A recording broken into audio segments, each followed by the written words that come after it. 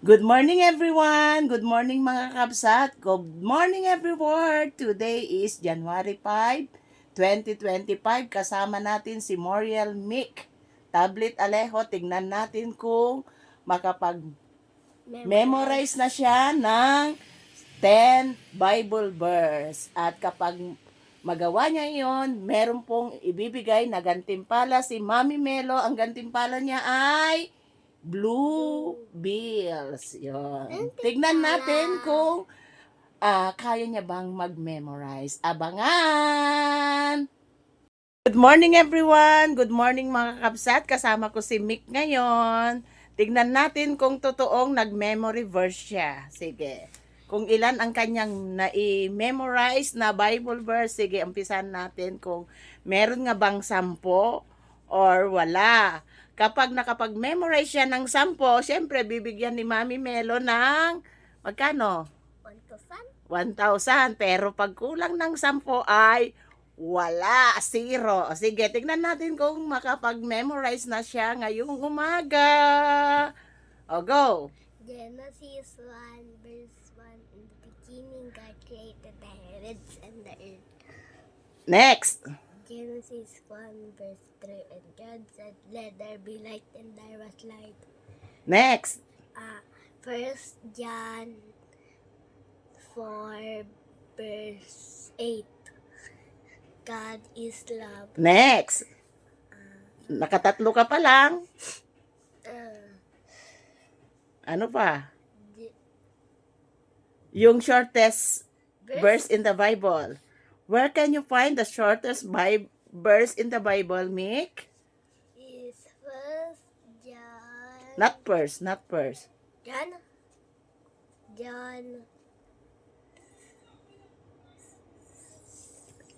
11 verse 30.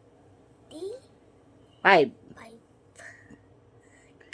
Jesus wept. Very good. O, nakaapat ka na. O, ano pa? 4 pa lang. May kulang ka pang 6, Mick. 6. It should be 10 Bible verse. Wala? Okay, to be continued na. Wala daw. Magbibideo kami ni Mick. Sabi niya, yung 6 memory verse niya ay doon na lang daw sa guerrilla. Kaya talagang abangan. Abangan kung makapag-memorize ba. Dito ka na, tingin ka na. Or hindi. Abang-abang kayo. Sabihin mo, abang. Thank you for watching. Bye. God bless.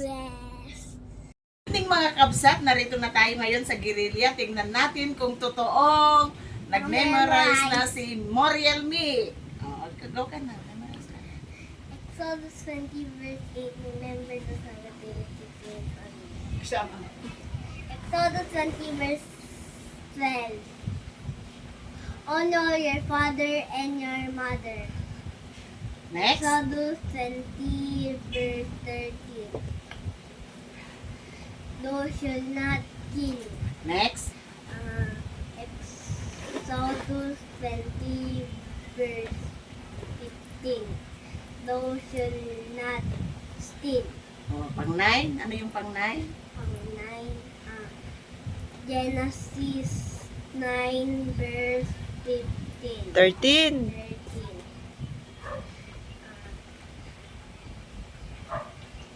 I have set the rainbow into the cloud, which shall be the sign of the covenant between me and the earth. And last, your favorite verse? Isaiah 41 verse 10. Fear not for anything.